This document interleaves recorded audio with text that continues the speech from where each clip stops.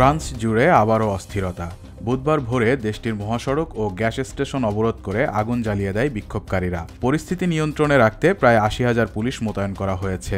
এ সময় শত শত বিক্ষোভকারীকে গ্রেফতার করা হয় এবং বিক্ষোভকারীদের ছত্রভঙ্গ করতে পুলিশ টিয়ার গ্যাস ছোড়ে। ব্লক এভরিথিং নামে নতুন এই আন্দোলনের সূত্রপাত হয় অনলাইনে। প্রথমে ডানপন্থী মহলে শুরু হলেও পরে তা ধীরে ধীরে ছড়িয়ে পড়ে সামাজিক যোগাযোগ মাধ্যমে। আন্দোলনে যুক্ত হয়েছে বামপন্থী, অ্যান্টিফ্যাসিস্ট ও অরাজকতাবাদী গোষ্ঠীও। যোগ দিয়েছে ফ্রান্সের বামপন্থী রাজনৈতিক দল ও শক্তিশালী শ্রমিক ইউনিয়নও। সরকারি বাজেট কাটছাটের ঘোষণা ঘিরে উত্তাল এই আন্দোলন প্রেসিডেন্ট ইমানুয়েল ম্যাক্রোর সরকারের পতনের পর ফ্রান্সের রাজনৈতিক সংকট আরও গভীর করেছে। দেশটির বিভিন্ন বড় শহরে ব্যারিকেড বসানো হয়েছে, এমনকি উত্তর ফ্রান্সের একটি অ্যামাজন গুদামও অবরুদ্ধ করা হয়। ফ্রান্সের সবচেয়ে বড় শ্রমিক সংগঠন জানিয়েছে সারা দেশে প্রায় ৭০০ শতাধিক কর্মসূচি পালিত হচ্ছে।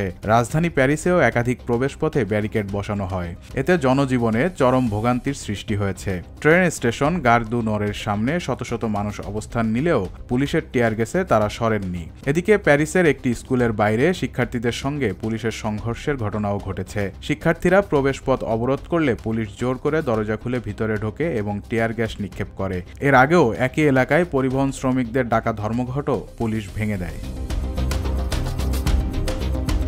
প্রসঙ্গত, তৎকালীন প্রধানমন্ত্রী ফ্রাঁসোয়া বাইরু $50 বিলিয়ন বাজেট কাটছাটের ঘোষণা দিয়েছিলেন। এতে দুটি জাতীয় ছুটি বাদ দেওয়া, 2026 সাল পর্যন্ত পেনশন স্থগিত রাখা এবং স্বাস্থ্য খাতে বড় অঙ্কের ব্যয় কমানোর পরিকল্পনা ছিল।